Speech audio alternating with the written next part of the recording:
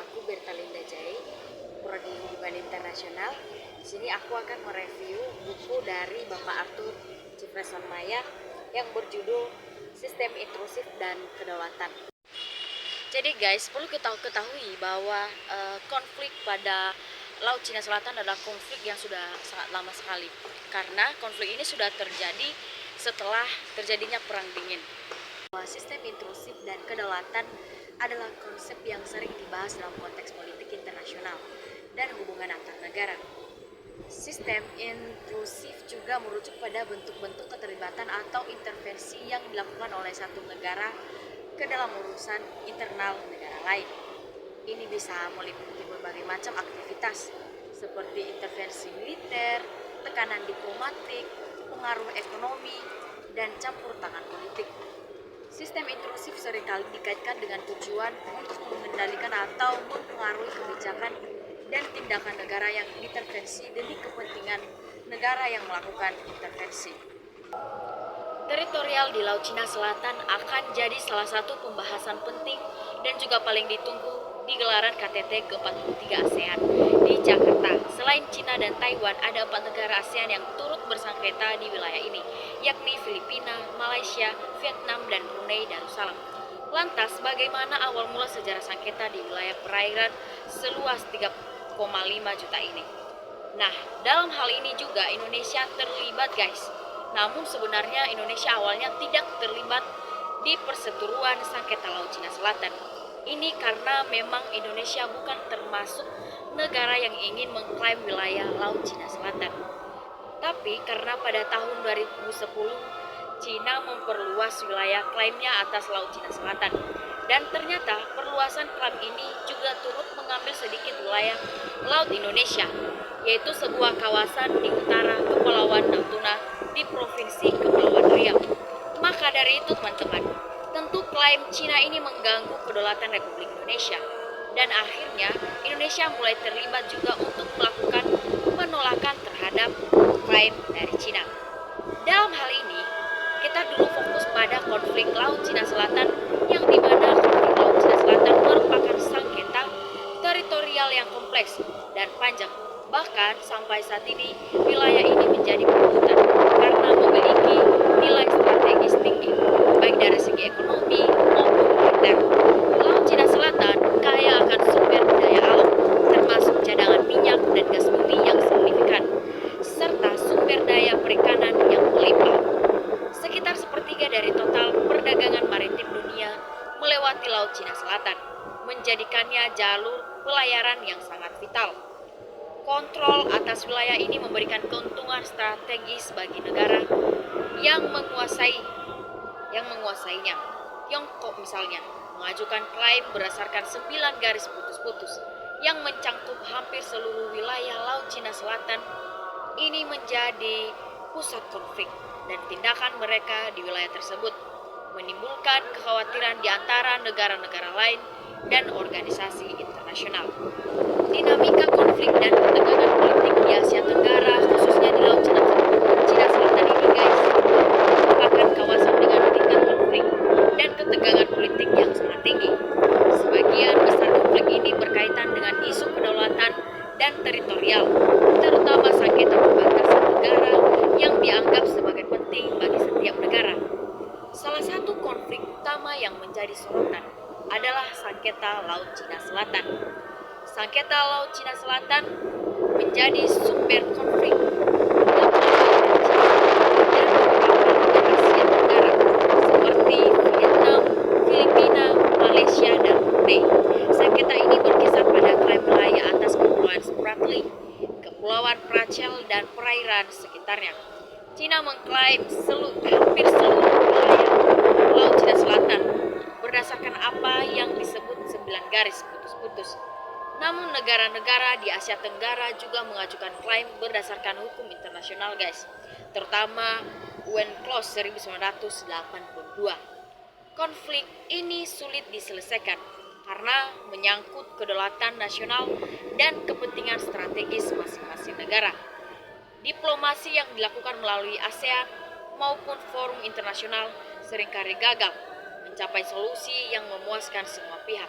Ketegangan di kawasan semakin meningkat akibat pembangunan pulau-pulau buatan oleh Cina yang dianggap sebagai tindakan provokatif oleh negara-negara lain. Bahkan, beberapa negara mulai mempertimbangkan pembangunan kekuatan militer untuk mempertahankan klaim mereka. Amerika Serikat sebagai aktor eksternal juga turut memainkan peran dengan mendukung negara-negara yang di Asia Tenggara melalui latihan militer bersama.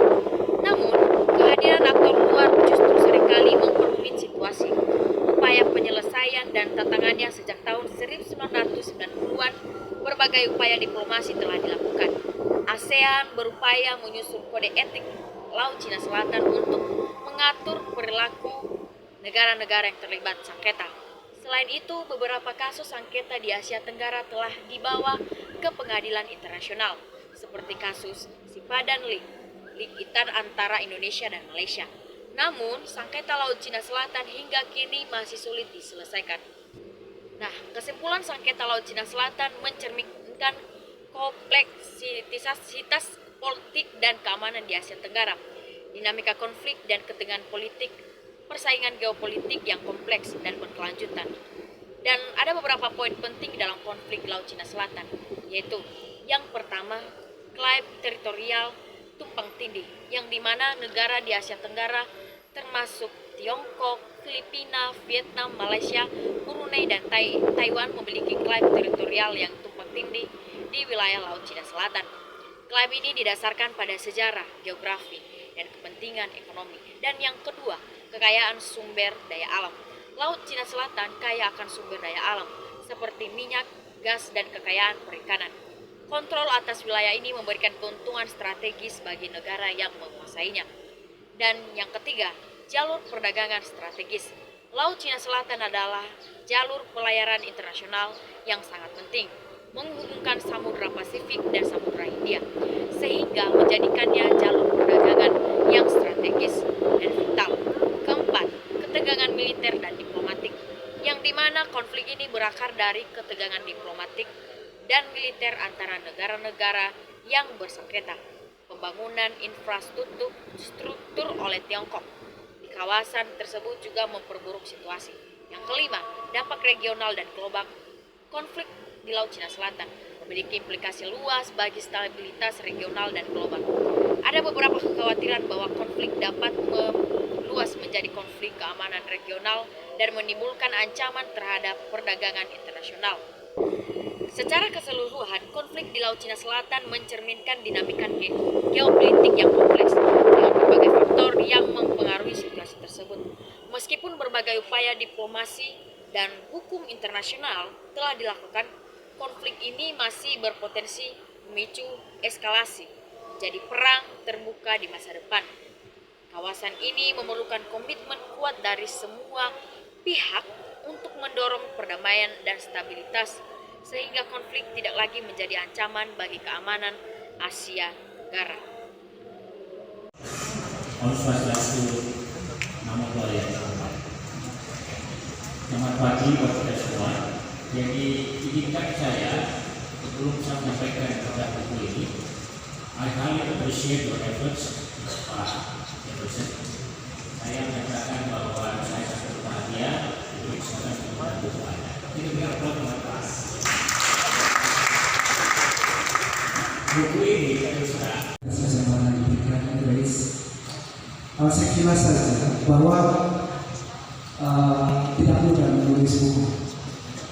Teman-teman, kalau teman-teman melihat sistem inklusif itu dari tahun 2015. Karena itu dengan sangat sukacita saya harus berterima kasih kepada Profesor Dr. Nur Rahmat Yuliantoro yang sudah membimbing saya menyelesaikan buku sistem inklusif. Dan terima kasih juga kepada Pak Indri yang sudah menjadi editor dalam buku sistem inklusif. Dari tahun 2015, buku sistem inklusif selesainya tahun 2019, 4 tahun. Kemudian dilanjutkan dengan riset kedaulatan dan terbitnya 2023. Sistem inklusif dari 2015 sampai 2023 terbit. Nah, sedangkan kalau Amerika Serikat dan prinsip kebenaran Dan yang kedua adalah genealogi terorisme. Itu adalah satu rangkaian riset yang kemudian dipecah menjadi dua.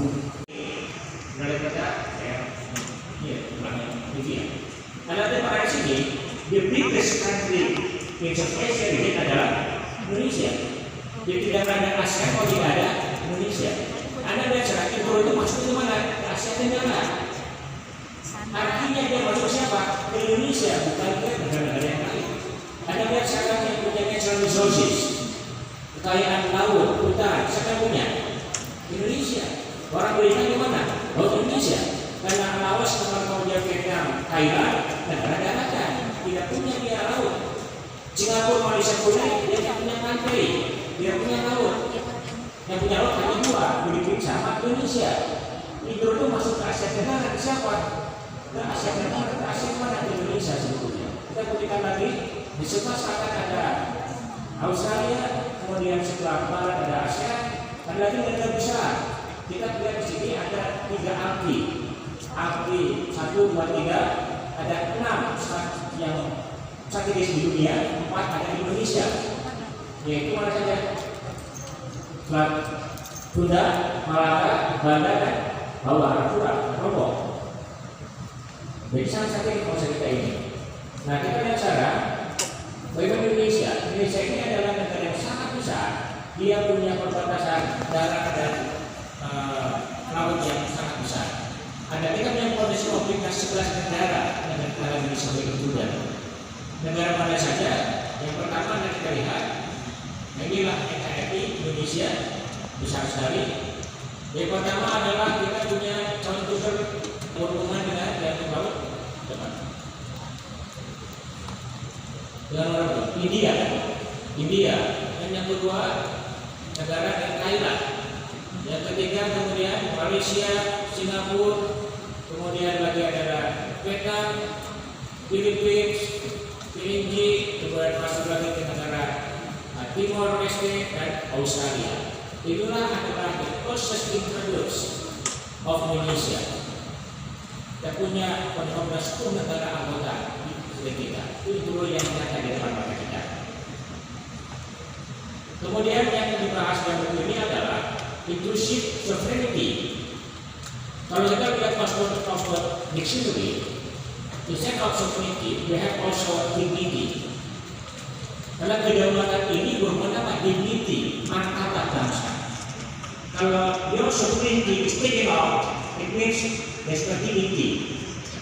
Jadi sovereignty itu harus memiliki dignity sebetulnya. Kenapa kita mau berjuang melawan dia atau runcing? Tidak make sense. Kenapa pasukan tempur Belanda yang Indonesia canggih? Karena dignity, apa martabat, dignity yang berbeda. Jadi inklusif seperti dignity.